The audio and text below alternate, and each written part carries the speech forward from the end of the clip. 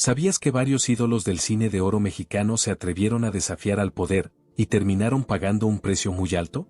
Desde actores que denunciaron la censura, hasta estrellas que se negaron a doblar la cabeza ante los políticos, muchos fueron silenciados, perseguidos o condenados al olvido por alzar la voz en un tiempo donde callar era lo más seguro. Y no te vayas antes del final, porque el último actor de esta lista quedó marcado para siempre, no en la pantalla grande, sino en los archivos oscuros del propio gobierno. Rosaura Revueltas, hermana de los célebres intelectuales José y Silvestre Revueltas, fue una actriz de enorme talento y convicciones firmes. Desde joven se inclinó por papeles intensos, comprometidos, que retrataban las injusticias sociales. Su voz y su presencia no estaban hechas para el cine complaciente del régimen, ella quería interpretar la verdad. En México ya había chocado con sectores conservadores, pero lo peor vendría en Estados Unidos. En 1953 fue elegida como protagonista de la película Salt of the Earth, una cinta revolucionaria que narraba la lucha de mineros mexicanos en huelga y la participación decisiva de sus esposas en el movimiento. Para Rosaura, era el papel de su vida, dar rostro a la resistencia femenina y al trabajador explotado. El gobierno estadounidense, en plena Guerra Fría, consideró el proyecto peligroso. La película fue financiada por sindicatos de izquierda y realizada por cineastas perseguidos por el macartismo. Rosaura, por ser mexicana y tener un apellido asociado a la militancia intelectual, fue el blanco perfecto. En medio del rodaje, fue acusada de simpatizar con el comunismo, arrestada y deportada de Estados Unidos.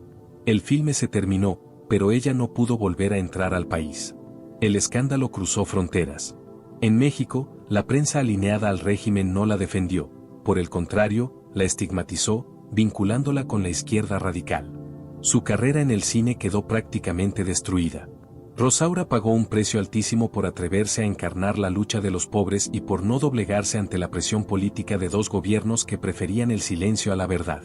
Aunque el tiempo la reivindicó como una pionera del cine social, Rosaura Revueltas vivió gran parte de su vida marginada, convertida en símbolo de lo que podía ocurrirle a un artista cuando su arte incomodaba al poder.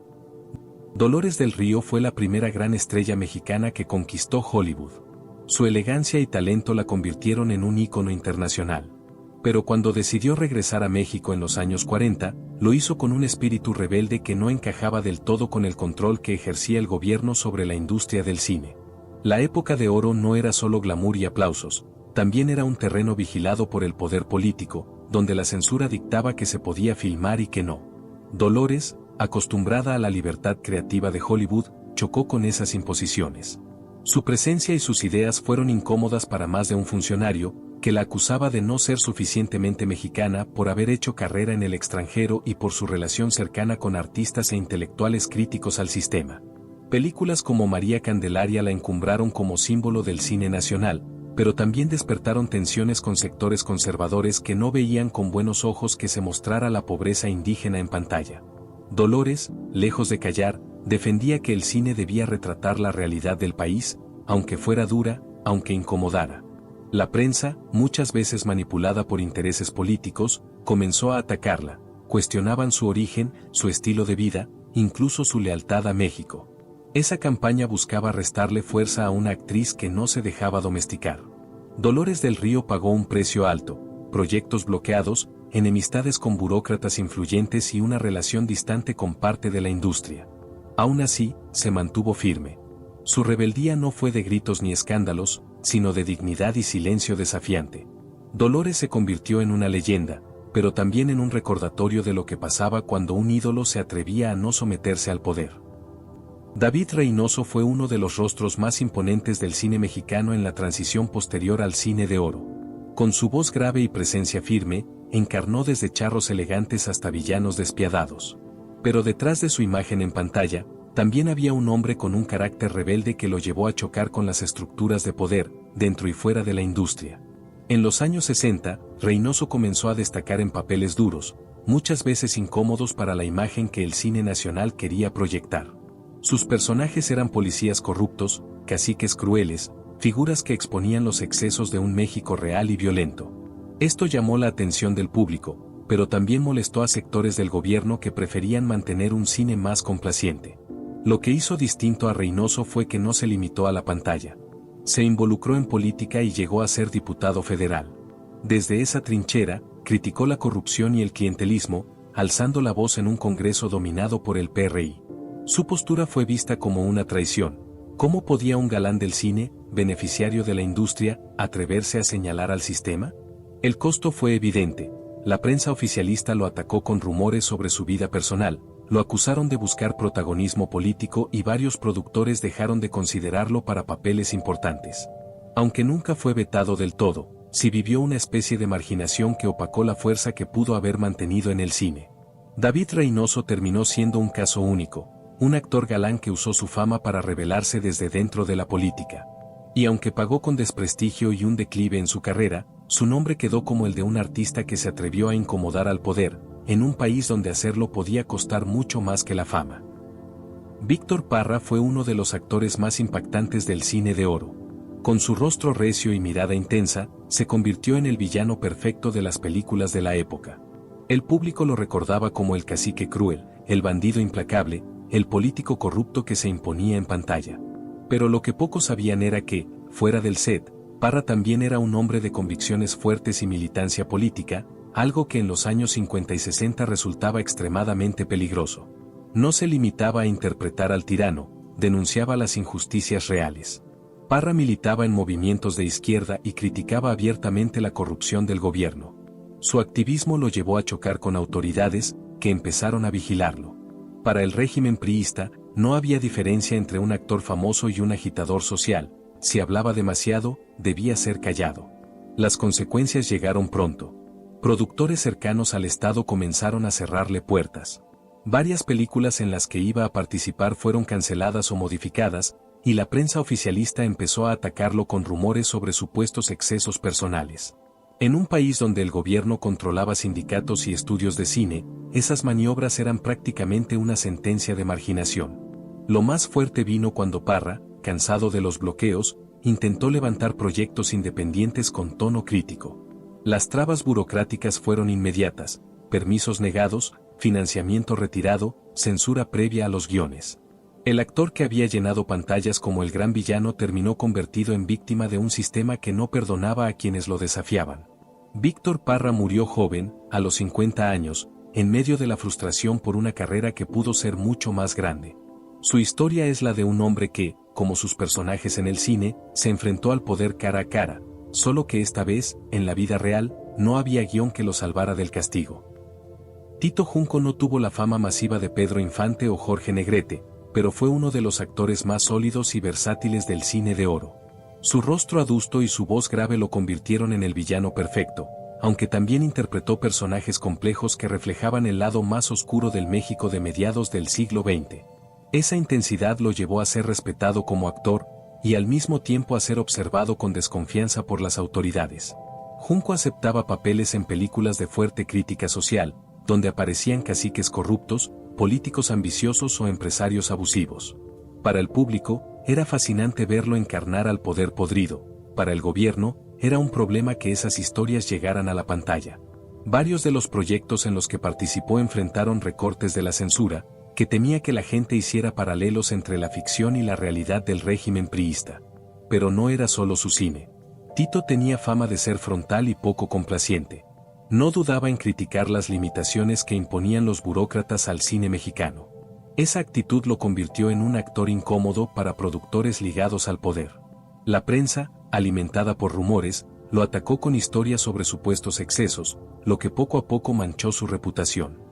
El golpe más duro vino en los años 50, cuando varios de sus proyectos fueron bloqueados directamente por censores. Tito pasó de ser uno de los actores de reparto más solicitados a enfrentar un declive marcado por la marginación. Su rebeldía artística, aunque no tan estridente como la de María Félix o Jorge Negrete, lo llevó a pagar un precio silencioso, ser relegado en una industria donde la obediencia era recompensada y la crítica se castigaba. Tito Junco murió sin el brillo de una estrella principal, pero su carrera quedó como un recordatorio de que incluso los actores menos visibles podían ser castigados por incomodar al poder. María Félix, la Doña, no solo fue la mujer más admirada del cine de oro, también fue la más temida. Su carácter desafiante y su lengua afilada la convirtieron en un ícono que jamás aceptó órdenes, ni siquiera del gobierno que controlaba el rumbo del cine en México. En una época en la que las estrellas debían ser dóciles, María rompió todas las reglas. Rechazaba papeles que consideraba mediocres y se enfrentaba directamente a productores y funcionarios que intentaban imponerle condiciones. Cuando algo no le gustaba, lo decía de frente, sin importarle a quien incomodaba.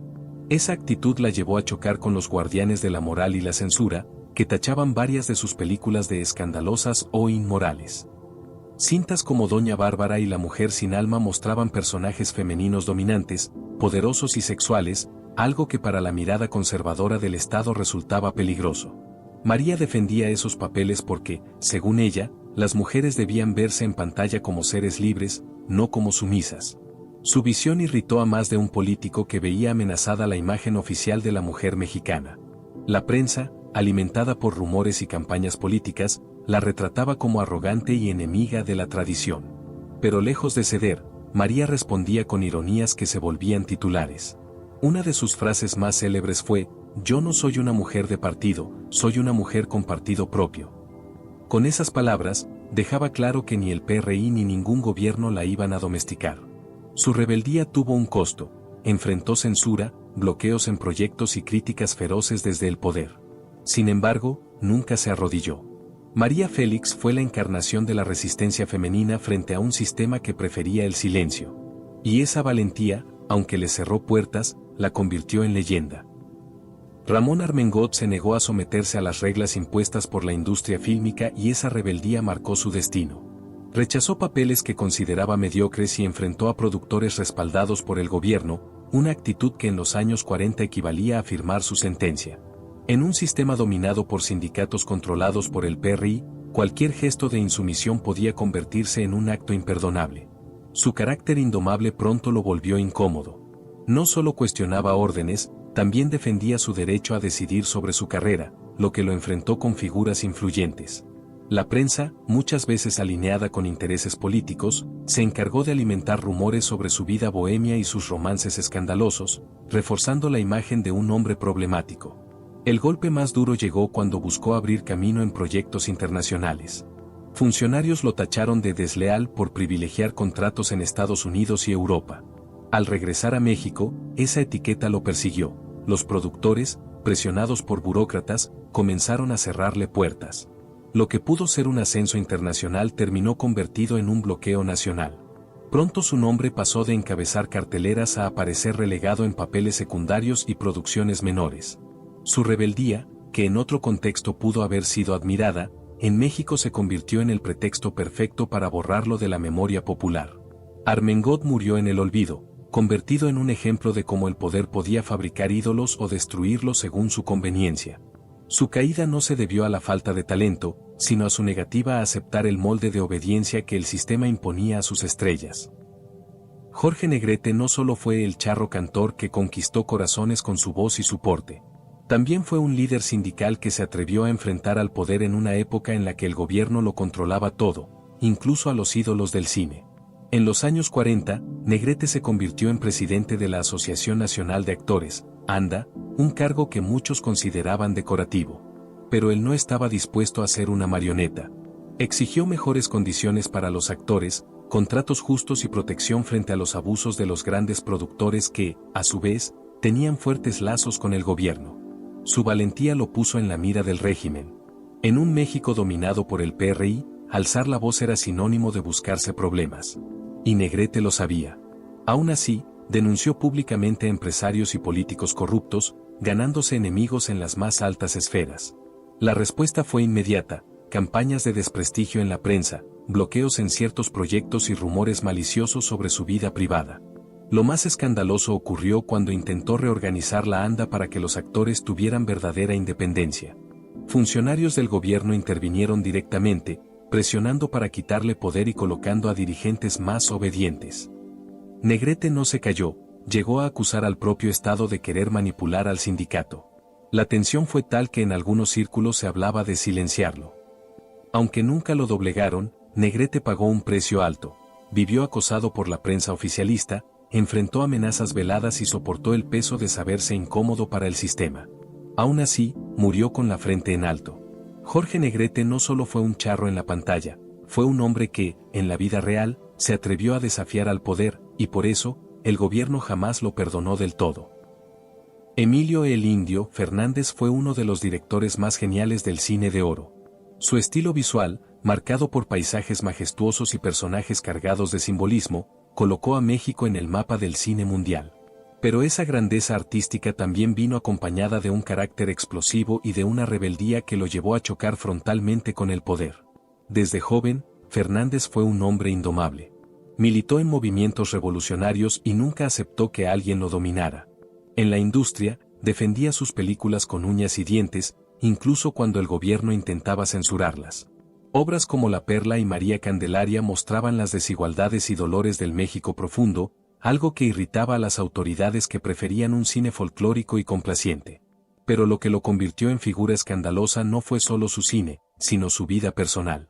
Emilio tenía fama de bronco, de responder con violencia cuando se sentía provocado. Esa actitud lo llevó varias veces a enfrentamientos con funcionarios y policías. En más de una ocasión fue arrestado por altercados armados, y sus enemigos políticos aprovecharon cada caída para exhibirlo como un peligro público. El gobierno no dudó en usar a la prensa para hundirlo. Lo pintaban como un alcohólico violento, un hombre incapaz de controlarse. Y aunque parte de esa fama era cierta, también era un castigo por no someterse a las reglas del poder. Su rebeldía se convirtió en un boomerang que afectó su carrera, proyectos cancelados, censura en sus películas y temporadas tras las rejas. Aún con todo, Emilio Fernández nunca pidió perdón. Murió fiel a sí mismo, con la reputación de un genio maldito que no se arrodilló ante el sistema. Su historia demuestra que en el México del cine de oro, desafiar al poder no solo costaba fama, también podía costar la libertad. Mario Moreno Cantinflas fue mucho más que un comediante, fue la voz del mexicano común, ese personaje humilde y pícaro que se burlaba de los poderosos usando un lenguaje enredado, pero cargado de verdad. Su popularidad era tan grande que llegó a ser considerado el Chaplin de México. Sin embargo, esa cercanía con el pueblo lo convirtió en un personaje incómodo para los políticos que querían mantener el control del discurso público. En sus películas, Cantinflas ridiculizaba a burócratas, policías, jueces y hasta médicos, mostrando al sistema como corrupto e inútil. Y aunque muchos se reían, en los pasillos del poder la molestia era evidente. El gobierno toleraba su éxito porque llenaba cines, pero lo observaba con recelo. En más de una ocasión, censores presionaron para recortar escenas que dejaban demasiado en ridículo a funcionarios. Lo más fuerte llegó con sus discursos y activismo. Como figura pública, Cantinflas se atrevía a opinar de política. Defendió a los trabajadores y criticó injusticias sociales, lo que le trajo enfrentamientos con líderes sindicales controlados por el PRI. Además, fue perseguido por el fisco mexicano, en un proceso que muchos consideraron una represalia política. La prensa oficialista lo atacaba, pintándolo como un millonario que había traicionado sus raíces, cuando en realidad esos ataques eran consecuencia de su independencia frente al poder. Pese a todo, Cantinflas nunca dejó de hablar. Su fama internacional lo protegía en parte, pero también lo convertía en un blanco permanente de campañas de desprestigio. El comediante que hizo reír a generaciones pagó un precio por no alinearse completamente al régimen, vivió bajo la sombra de la fiscalización, la crítica oficial y el acecho de un gobierno que no toleraba voces incómodas, ni siquiera si venían envueltas en carcajadas. Germán Valdés, mejor conocido como Tintán, fue una de las figuras más queridas y revolucionarias del cine de oro. Con su carisma inigualable, transformó la comedia en un espejo de la vida urbana, introduciendo el personaje del Pachuco, un joven desenfadado, bilingüe y desafiante, que representaba a los migrantes y a la frontera con Estados Unidos. El público lo adoraba, pero el gobierno, no tanto. En plena época nacionalista, el PRI buscaba proyectar al mundo una imagen de México respetable, basada en el charro, el mariachi y la mujer sumisa. Tintán, con su spanglish, sus trajes sot y su burla al sistema, rompía con esa narrativa. Para los funcionarios, su personaje era una amenaza, mostraba un México mestizo, irreverente, que no encajaba en los moldes oficiales. La censura comenzó a actuar. Varias de sus películas fueron señaladas como nocivas para la juventud, acusándolo de promover vagancia, malas costumbres e incluso conductas extranjerizantes. Se presionó a productores para que redujeran sus proyectos, y en la prensa aparecieron ataques que lo calificaban de vulgar e irresponsable. Lo más escandaloso ocurrió cuando el propio gobierno intentó silenciar al Pachuco, impulsando un cine más conservador y reduciendo el apoyo a sus películas. Aunque nunca lo prohibieron del todo, porque el público lo llenaba de aplausos, sí lograron frenar parte de su carrera en los años 50. Tintán pasó de ser la estrella más taquillera a enfrentar un declive, producto en gran medida de esa campaña moralista. A pesar de todo, Germán Valdés jamás abandonó su estilo. Su humor fue resistencia. Seguir riendo de políticos, burócratas y prejuicios sociales era, en sí mismo, un acto de rebeldía. Tintán murió siendo un ídolo popular, pero con la marca de haber sido el comediante al que el gobierno quiso borrar por mostrar un México incómodo, divertido y demasiado real. Ignacio López Tarso fue un actor monumental, dueño de una voz profunda y de una presencia escénica que lo convirtió en uno de los intérpretes más respetados de México. Su carrera abarcó cine, teatro y televisión, pero lo que pocos se atrevieron a señalar en su momento es que también fue un hombre rebelde frente al poder. Durante el auge del PRI, la censura no solo vigilaba lo que aparecía en la pantalla grande, sino también lo que se decía en el teatro. López Tarso, apasionado por los escenarios, eligió proyectos que incomodaban, obras con fuerte carga social, guiones que retrataban injusticias, corrupción o desigualdad. Más de una vez, estas puestas fueron censuradas o boicoteadas por órdenes del gobierno. Pero Ignacio no se limitó a su trabajo actoral. También fue un activista cultural. Defendió los derechos de los trabajadores de la escena, se solidarizó con movimientos sindicales y se declaró a favor de causas que desafiaban al régimen. Esa postura lo volvió un blanco incómodo. La prensa alineada con el poder lo tachaba de agitador, mientras algunos productores, presionados por funcionarios, lo dejaban fuera de proyectos. El episodio más escandaloso se dio cuando protagonizó la película Macario. Aunque fue celebrada en el mundo, en México despertó incomodidad en sectores conservadores por sus tintes críticos hacia la religión y la pobreza. Hubo intentos de frenar su difusión, aunque la fuerza internacional del filme lo impidió. Ese contraste mostró la paradoja de López Tarso, aplaudido afuera, pero observado con desconfianza en casa. Ignacio nunca cedió. Siguió interpretando papeles complejos y apoyando causas sociales, consciente de que el precio era perder el favor de los poderosos. Murió con la reputación intacta de un gigante del arte, pero también como uno de los pocos que se atrevió a decir, desde el escenario y la pantalla, lo que el gobierno prefería callar.